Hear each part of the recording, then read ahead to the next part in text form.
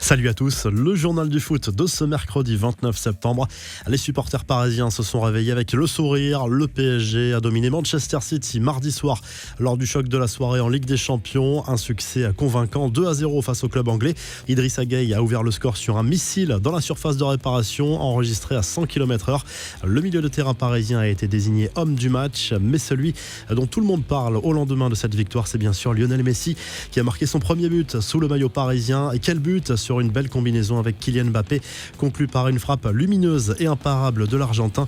Messi a laissé éclater sa joie sur ce but et il était très heureux après la rencontre. C'est important de gagner face à un grand adversaire, un des candidats au titre. Nous sommes heureux de ce match. Je suis en train de m'habituer à l'équipe et à mes partenaires. Je sais aujourd'hui que c'est un moment important. Maintenant, il faut continuer et il reste beaucoup de matchs cette saison à lâcher à la star du PSG.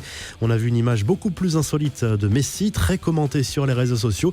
Sur un coup franc en fin de match, le meneur de jeu a été désigné pour se placer allongé derrière le mur parisien pour contrer un éventuel tir au ras du sol. Une séquence qui a beaucoup fait rire Neymar, qui n'a pas manqué l'occasion de chambrer son partenaire en publiant une photo sur les réseaux sociaux avec cette légende. Mais qu'est-ce que tu fais là, avec plusieurs émojis. Autre image de cette soirée, ce tacle très maladroit de Kevin De Bruyne qui aurait pu recevoir un carton rouge sur cette grosse faute sur Idrissa Gueye. Dans le vestiaire, la joie des Parisiens était forcément au rendez-vous. Pour faire taire les mauvaises langues, le trio Neymar, Kylian Mbappé et Lionel Messi a pris à la pause ensemble. Un cliché relayé notamment par le Brésilien sur les réseaux sociaux. Nasser El Khelaifi s'est rendu dans le vestiaire parisien pour féliciter ses joueurs et le président du PSG a notamment échangé quelques mots avec Lionel Messi. One goal, now finish. Un but et c'est fini. Une manière de mettre de côté les pépins physiques des derniers jours et la petite polémique née après sa sortie au Parc des Princes contre Lyon. Les autres résultats de la soirée et le programme de ce mercredi dans le groupe du PSG. Bruges est allé s'imposer sur la pelouse de Leipzig de buts à 1. L'Atlético Madrid a dominé l'AC Milan sur le même score à San Siro avec un but d'Antoine Griezmann.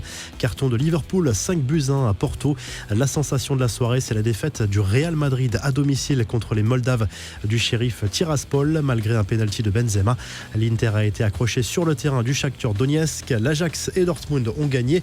Ce mercredi soir, le Barça se rend à Lisbonne pour affronter le Benfica. Manchester United accueille Villarreal. Lille seront à Salzbourg. Belle affiche également entre la Juve et Chelsea. On file en Amérique du Sud. On connaît le premier finaliste de la Copa Libertadores. Il s'agit de Palmeiras qui a sorti l'Atlético Mineiro grâce à un match nul, un but partout à l'extérieur la nuit dernière. Les deux équipes avaient fait match nul 0-0 à l'aller. La règle du but à l'extérieur est toujours en vigueur dans cette compétition. Déjà vainqueur de la Copa Libertadores la saison passée, le club brésilien affrontera en finale soit Flamengo, soit les Équatoriens du Barcelona Sporting Club. Les infos en bref, N'Golo Kanté testé positif au Covid. Le milieu de terrain de Chelsea est donc placé à l'isolement et pourrait être contraint de déclarer forfait avec l'équipe de France en Ligue des Nations.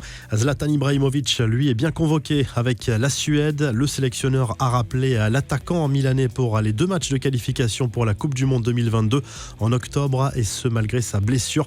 Steven Nzonzi rebondit au Qatar après son aventure rennaise. Le milieu de terrain s'est officiellement engagé en faveur d'Al Rayyan, un club entraîné par Laurent Blanc. Les confidences de Marquinhos sur Europe 1, le capitaine du PSG a confié son bonheur d'évoluer dans la capitale française, à tel point qu'il envisage clairement de terminer sa carrière à Paris. Avec son sponsor Adidas, Lionel Messi a lui participé à une opération spéciale en région parisienne. Plus de 2100 ballons signés par la star du PSG ont été distribués dans la capitale. Un dispositif exceptionnel pour encourager la jeunesse à croire en ses rêves, selon la marque. Lui était une légende du football anglais. Roger Hunt, champion du monde de 1966 avec l'Angleterre et légende de Liverpool, est décédé à l'âge de 83 ans. Roger Hunt est le 2e meilleur buteur de l'histoire des Reds avec 285 réalisations. Le joli geste d'Erling Haaland, l'attaquant de Dortmund, a envoyé un maillot dédicacé au fils de Luis Suarez pour son anniversaire. C'est un grand fan de l'international norvégien. Une attention à saluer par l'attaquant de l'Atlético Madrid sur les réseaux sociaux. Enfin, le nouveau look de Paul Pogba va faire sensation sur les pelouses de Première Ligue. Un mélange de tresses classiques et de tresses colorées en bleu et en blond. N'hésitez pas à donner votre avis en commentaire comme pour toutes les actus développées dans ce JDF. La revue de presse, le journal L'Équipe place sans surprise Lionel Messi en une ce mercredi. Le quotidien sportif salue la prestation collective aboutie du PSG face à City.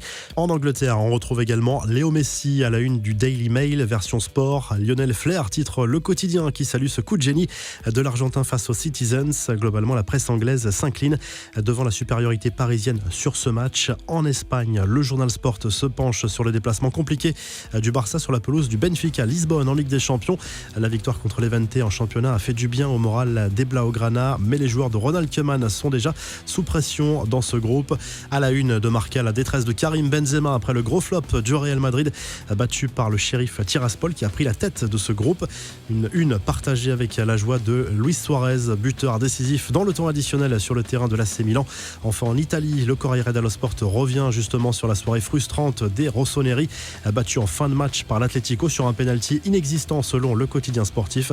Les Milanais se retrouvent bon dernier dans leur groupe avec 0 points. Liverpool est en tête dans le groupe de la mort. Si ce journal du foot vous a plu, n'hésitez pas à liker la vidéo et à vous abonner pour nous retrouver dès demain pour un nouveau journal du foot.